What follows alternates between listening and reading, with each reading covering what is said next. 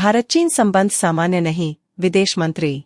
उन्होंने कहा कि दोनों देश इस बात को जानते हैं कि सीमावर्ती इलाकों में शांति और सामान्य हालात बनाए रखने में पड़ोसी देश की भूमिका अहम होती है। विदेश मंत्री डॉ एस जयशंकर ने महाराष्ट्र के नागपुर में आयोजित एक कार्यक्रम में दावा किया कि दुनिया में कोई भी बड़ा मुद्दा भारत के साथ परामर्श के बिना तय नहीं किया जाता है। उन्होंने कहा कि अब हम बदल गए हैं और हमारे प्रति दुनिया का नजरिया भी बदल गया है। संयुक्त राष्ट्र सुरक्षा परिषद (यूएनएससी) से जुड़े बिंदु पर विदेश मंत्री ने कहा, संयुक्त राष्ट्र की इस इकाई में भारत की जरूरत पूरी दुनिया महसूस कर रही है। जयशंकर ने भारत और चीन के संबंधों पर भी जवाब दिया। 9वीं कक्षा के बच्चे भार्गव देशपांडे के सवाल पर कहा, उन्होंने अपने चीनी समकक्ष को समझाया है कि जब तक आप सीमा से जुड़े मुद्दे का कोई समाधान नहीं निकाल लेते, अगर सेनाएं आमने सामने रहेंगी और तनाव रहेगा, तो आपको यह उम्मीद नहीं करनी चाहिए कि बाकी रिश्ते, मसलन बिजनेस और दूसरी चीजें सामान्य तरीके से चलेंगी। उन्होंने गलवान घाटी में हुई हिंसक झड़प का भी जिक्र किया। विदेश मंत्री ने कहा कि पिछले 3 साल से दोनों देशों के संबंध सामान्य नहीं है।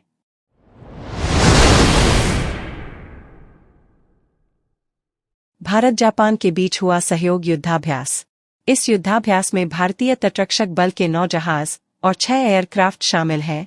वहीं जापान तटरक्षक बल का जहाज याशिमा इस युद्धाभ्यास में शामिल हो रहा है। भारतीय तटरक्षक बल और जापान के तटरक्षक बल के बीच सैन्य युद्धाभ्यास सहयोग का आयोजन किया जा रहा है। यह युद्धाभ्यास चेन्नई के तट पर हिंद महासागर में हो रहा है। इस युद्धाभ्यास में भारतीय तटरक्षक बल के 9 जहाज और 6 एयरक्राफ्ट शामिल हैं। वहीं जापान तटरक्षक बल का जहाज याशिमा इस युद्धाभ्यास में शामिल हो रहा है। भारतीय तटरक्षक बल के अधिकारियों ने यह जानकारी दी। युद्धाभ्यास के लिए जापान तटरक्षक बल का जहाज याशिमा शुक्रवार को चेन्नई पहुंचा। चेन्नई पहुंचने पर जापानी तटरक्षक दल का पारंपरिक स्वागत किया गया। भारत और जापान के तटरक्षक बलों के बीच सहयोग का आयोजन युद्धाभ्यास को लेकर साल 2006 में समझौता हुआ था। इसके बाद से लगातार दोनों देश इस युद्धाभ्यास को करते हैं। सहयोग का आयोजन युद्धाभ्यास का उद्देश्य समुद्री डकैतों और प्रदूषण के मुद्दों से निपटने पर जोर रहता है। भारत और जापान क्वाड समूह के सदस्य हैं। यही वजह है कि दोनों देशों के बीच के इस युद्धाभ्यास की अहमियत अपने आप बढ़ जाती है। हिंद महासागर में समुद्री डकैती की घटनाएं बढ़ी हैं। साथ ही चीन भी हिंद महासागर में अपने प्रभाव को बढ़ा रहा है। इसे में भारत और जापान लगातार सहयोग को बढ़ा रहे हैं।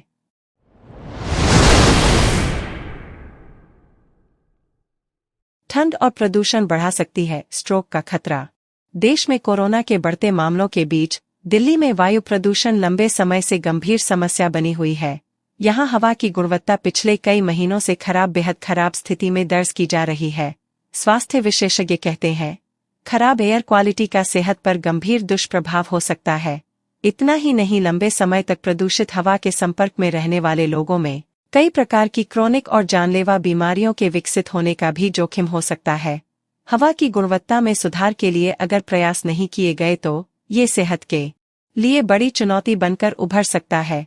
केंद्रीय प्रदूषण नियंत्रण बोर्ड के मुताबिक शुक्रवार को दिल्ली का औसत वायु गुणवत्ता सूचकांक 340 रहा। इस पैमाने को बेहद खराब गुणवत्ता माना जाता है। कई अध्ययनों में इस बात को लेकर स्वास्थ्य विशेषज्ञ अलर्ट करते रहे हैं कि हवा की गुणवत्ता में खराबी के जानलेवा दुष्प्रभाव हो सकते हैं। स्वास्थ्य विशेषज्ञ कहते हैं, देश भर में भीषण ठंड और शीतलहर का प्रकोप देखा जा रहा है। दिल्ली एनसीआर क्षेत्र में हवा की गुणवत्ता पहले से ही खतरनाक स्तर पर है, इसलिए ये परिस्थितियां सेहत के लिए और भी चुनौतीपूर्ण हो सकती हैं। ठंड की स्थिति के साथ हवा की गुणवत्ता में खराबी के कारण ब्रेन स्ट्रोक का खतरा 2 गुना हो सकता है। गौरतलब है कि स्ट्रोक हार्ट अटैक के बाद मृत्यु के प्रमुख कारणों में से एक है। सर्दियों के मौसम में इस्केमिक स्ट्रोक की घटना काफी अधिक होती है। ऊपर से प्रदूषण का स्तर और भी चिंता बढ़ाने वाला माना जा रहा है। डॉक्टर कहते हैं, ठंड के मौसम में जब तापमान तेजी से गिरता है तो इसके शरीर पर कई प्रकार से गंभीर दुष्प्रभाव हो सकते हैं।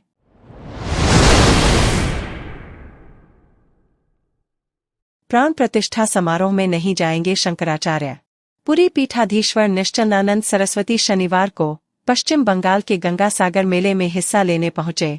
उन्होंने किसी का नाम लिए बिना ही इशारों में राम मंदिर प्राण प्रतिष्ठा पर कई संदेश दिए। शंकराचार्य ने कहा जाता है कि श्री राम जी यथास्थान प्रतिष्ठित हों आवश्यक है। लेकिन शास्त्र सम्मत विधि के अनुपालन करके ही उनकी प्राण प्रतिष्ठा हो, यह भी आवश्यक है। जो प्रतिमा होती है, विग्रह होता है, मूर्ति होती है, विधिवत उसमें भगवत का सन्निवेश होता है। उन्होंने आगे कहा, विधिवत पूजा प्रतिष्ठा न होने पर उस प्रतिमा में अड़चन आती है। विग्रह में, मूर्ति में डाकनी, शाकनी, भूत प्रेत पिशाच इन सब का प्रवेश हो जाता है। वे डाकनी, शाकनी, भूत प्रेत पिशाच विप्लव मचा देते हैं। शास्त्र सम्मत विधि से राम जी की प्रतिष्ठा हो, पूजन इत्यादि का प्रकल्प भी शास्त्र सम्मत विधा से हो। मैं एक संकेत करता हूँ, संविधान का अर्थ ही होता है विधि और निषेध, इतनी सी बात है। किसी शंकराचार्य में मतभेद नहीं है। विधि का अनुपालन करने से व्यक्ति गंतव्य तक पहुँचता है, तो फिर शास्त्र सम्मत निषेध का अनुपालन करने से ही शास्त्र सम्मत फल मिलता है। यह कटु सत्य है। एक सवाल के जवाब में शंकराचार्य ने कहा, राजनेताओं की अपनी सीमा होती है, उनका दायित्व होता है। संविधान की सीमा में धार्मिक, आध्यात्मिक क्षेत्र में विधि का पालन विधिवत हो। हर क्षेत्र में दखल करने में राजनेता का उन्माद माना जाता है। एक सवाल के जवाब में शंकराचार्य ने कहा, मैं 22 जनवरी को अयोध्या नहीं जा रहा हूँ, अयोध्या से मैं नहीं रूठा हूँ।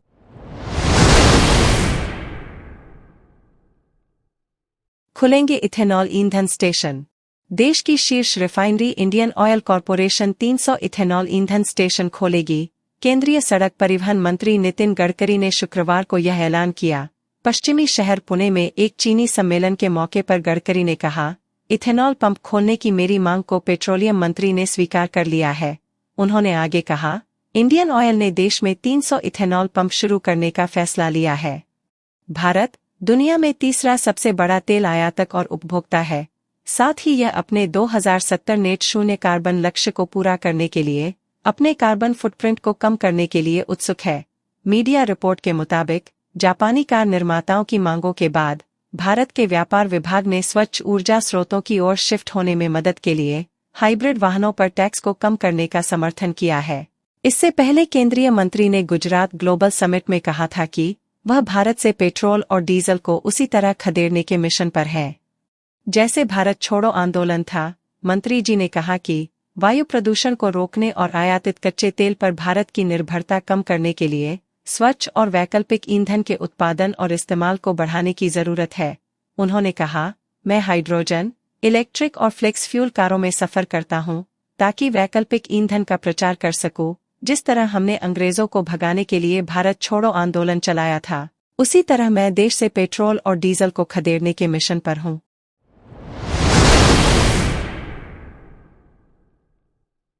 ईडी ने झारखंड के सीएम को 8वीं बार किया तलब। ईडी ने पत्र जारी कर कहा है कि हेमंत सोरेन 16 से 20 जनवरी के बीच एजेंसी के दफ्तर पहुंचकर अपना बयान दर्ज कराएं।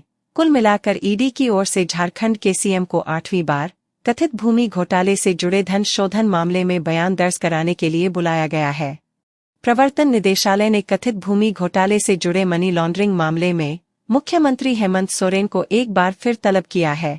ईडी ने हेमंत सोरेन को पत्र भेजकर हाजिर होने के लिए नई डेडलाइन दे दी है। एजेंसी ने सीएम से पूछा है कि वह समन के बावजूद क्यों हाजिर नहीं हो रहे हैं।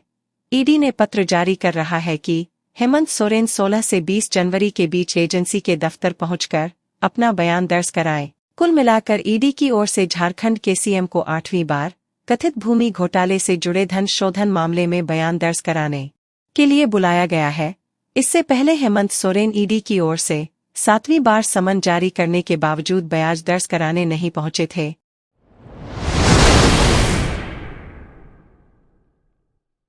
अंतरिम बजट में हो सकता है बड़ा ऐलान। केंद्रीय वित्त मंत्री निर्मला सीतारमण मोदी सरकार के दूसरे कार्यकाल का अंतिम बजट 1 फरवरी 2024 को लोकसभा में पेश करेंगी। वित्त मंत्री सीतारमण इस बार 6वीं बार बजट पेश करेंगी। हालांकि इस साल आम चुनाव होने हैं, इसलिए इस बार वित्त मंत्री की ओर से पेश किया जाने वाला बजट एक अंतरिम बजट होगा। आम चुनावों के बाद जब नई सरकार का गठन होगा, उसके बाद फिर से पूर्ण बजट पेश किया जाएगा। जानकारों का मानना है कि इस बार के अंतरिम बजट के जरिए सरकार अगले वित्त वर्ष में किए जाने वाले विकास का खाका पेश कर सकती है।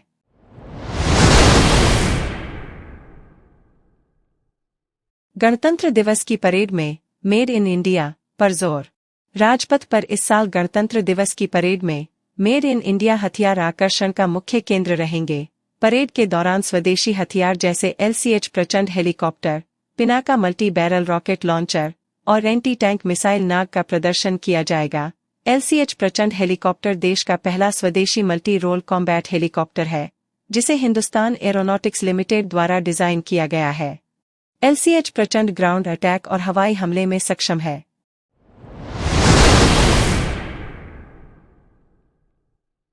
दिल्ली भाजपा महिला मोर्चा द्वारा प्रदेश कार्यालय में लोहड़ी पर्व हर्षोल्लास के साथ मनाया गया। कार्यक्रम में शामिल हुए मुख्य अतिथि प्रदेश भाजपा अध्यक्ष श्री वीरेंद्र सचदेवा ने सभी को लोहड़ी की शुभकामनाएं दी और अग्नि जलाकर उसमें मूंगफली एवं रेवड़ी प्रज्वलित की और प्रसाद वितरण किया।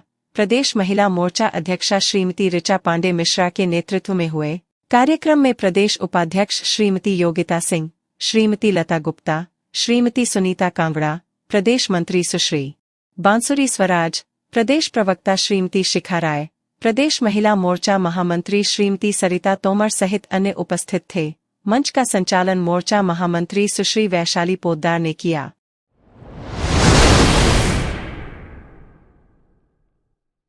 ओंकारेश्वर से 12 किलोमीटर दूर मोरटक्का खेड़ी घाट में रोड चौड़ीकरण को लेकर कुछ दिन पहले समस्त रहवासियों को नोटिस जारी करते हुए अतिक्रमण हटाने की बात कही थी, लेकिन रहवासियों ने अतिक्रमण नहीं हटाया, जहां आज प्रशासन को अपनी JCB का पंजा चलाना पड़ा।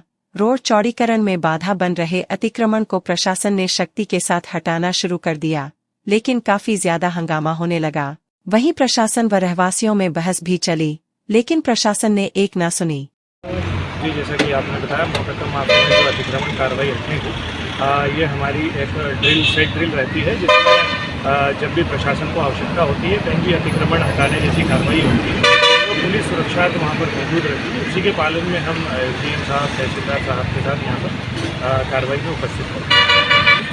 नहीं, ऐसी कोई घटना नहीं हुई, बहुत बड़ा कोई अतिक्रमण नहीं था। जो PWD द्वारा जो मार्ग बनाया जा रहा है, वहाँ पर जो भी रोड साइड छोटे मोटे कोटले या कुछ जो बाहर निकले हुए निर्माण थे, उनको तोड़ा गया शांतिपूर्वक, कहीं कोई दिक्कत नहीं। PWD द्वारा निर्धारित है, जो भी शासन प्रशासन का जो भी प्रोजेक्ट होते हैं या कोई कार्य होते हैं, उसी के तहत होते हैं। या मैंने इस विषय में मुझे बहुत ज़्यादा जानकारी नहीं है कि पूर्व से प्रस्तावित मार्ग है जिसका निर्माण किया जाता है। शासन के द्वारा जो भी निर्देश हैं अतिक्रमण हटाने के संबंध में और रोड चौड़ीकरण होना है, तो उसी के तारतम्य में आज कार्रवाई की गई है और PWD के द्वारा यहाँ रोड निर्धारित चौड़ाई के भीतर जिसके भी अतिक्रमण आए हैं उन्हीं को हटाने की कार्रवाई की गई है और कोई विशेष तोड़ाताड़ी की कार्रवाई नहीं हुई है। लोगों ने स्वेच्छा से ही हटाए हैं। एक दो जिनकी जो अतिक्रमण थे उन्हीं को हटाने की कार्रवाई की गई है। शेष अतिक्रमण लोगों ने स्वेच्छा से।